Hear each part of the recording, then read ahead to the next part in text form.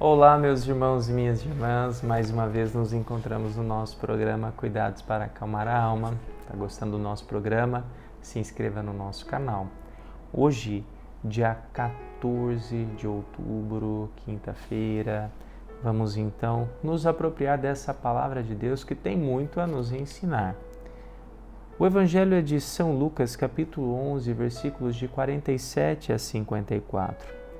Naquele tempo, disse o Senhor: Ai de vós, porque construís os túmulos dos profetas. No entanto, foram vossos pais que os mataram. Com isso vós sois testemunhas e aprovais as obras de vossos pais, pois eles mataram os profetas e vós construís os túmulos. É por isso que a sabedoria de Deus afirmou: Eu lhes enviarei profetas e apóstolos, e eles matarão e perseguirão alguns deles, a fim de que se peçam contas a esta geração do sangue de todos os profetas derramado desde a criação do mundo, desde o sangue de Abel até o sangue de Zacarias, que foi morto entre o altar e o santuário. Sim, eu vos digo, serão pedidas contas disso a esta geração. Ai de vós, mestres da lei, porque tomastes a chave da ciência. Vós mesmos não entrastes e ainda impedistes os que queriam entrar. Quando Jesus saiu daí, os mestres da lei e os fariseus começaram a tratá-lo mal e a provocá-lo sobre muitos pontos. Armavam ciladas para pegá-lo de surpresa por qualquer palavra que saísse de sua boca. Palavra da salvação. Glória a vós, Senhor.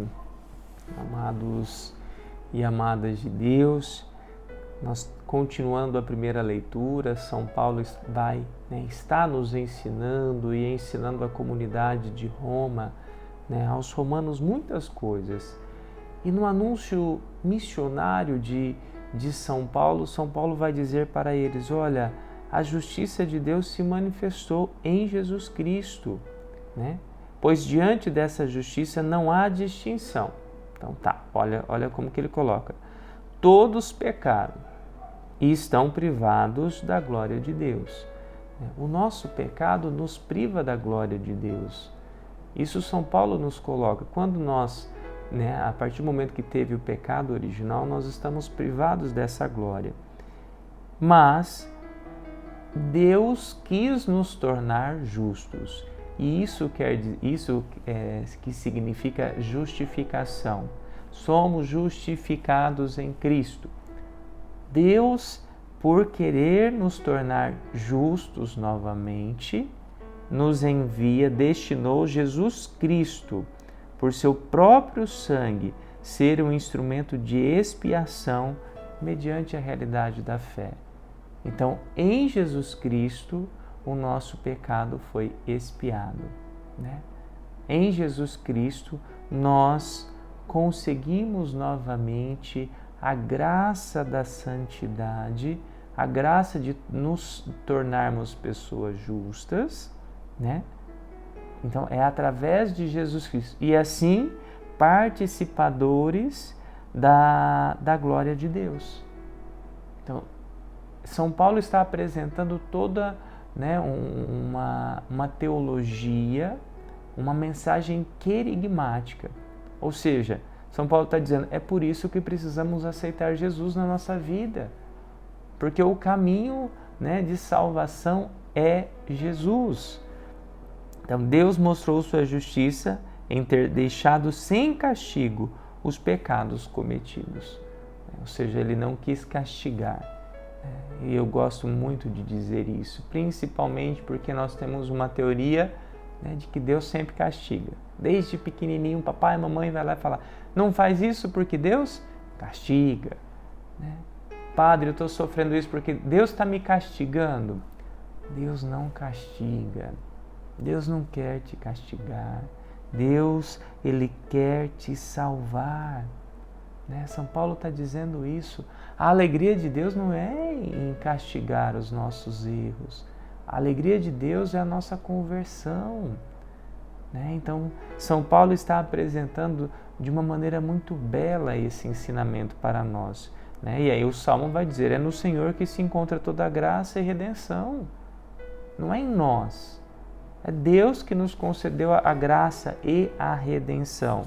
O Evangelho continua, né? Os puxões de orelha, ai de vós, né? Eu fiquei lembrando até, né, o pai e a mãe geralmente falam assim, ai se você fizer isso, né? Em casa a gente conversa. E eu falo que é o ai de Jesus aqui, né? Então ele vai dizer sobre essa realidade de uma igreja que está ali, né, a favor da morte. Ai de vós que mataram, né? Os vossos pais mataram os profetas e vós construíram os túmulos. Então vocês aprovaram isso. E Jesus já sabia disso, porque, na verdade, ele sabia também que o sangue dele seria derramado. Mas ele alerta para uma dificuldade em aceitar os profetas, em aceitar os apóstolos. Jesus, ele alerta para uma realidade nossa de aceitar a verdade. Quantas vezes fugimos da verdade por não conseguirmos lidar com a verdade, porque a verdade dói. Então eu prefiro matar do que lidar com essa realidade. E ali depois ele vai falar sobre a questão da ciência, né? Que tomou a ciência, a chave da ciência. E às vezes nós vamos perceber o quanto que a ciência está sendo usada para coisas ruins, né? Lógico, estamos aí diante de tantas situações que a igreja ela entra defendendo a vida. A igreja não é contra a ciência. A igreja não é contra a evolução, né? Isso daí é uma falácia das pessoas de um total desconhecimento do comprometimento e do interesse da igreja em conhecer, em aprender mais. Porém, a igreja é a favor da vida. Então, tudo aquilo que envolve vida, que destrói vida, mesmo que vai cuidar da vida, né?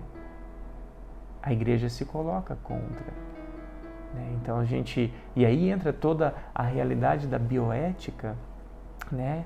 A igreja ela fica ali neste cuidado.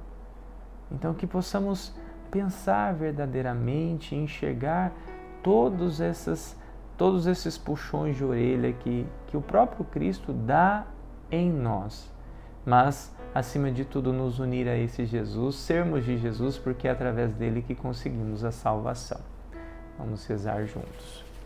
Pai nosso que estais nos céus, santificado seja o vosso nome, venha a nós o vosso reino, seja feita a vossa vontade, assim na terra como no céu.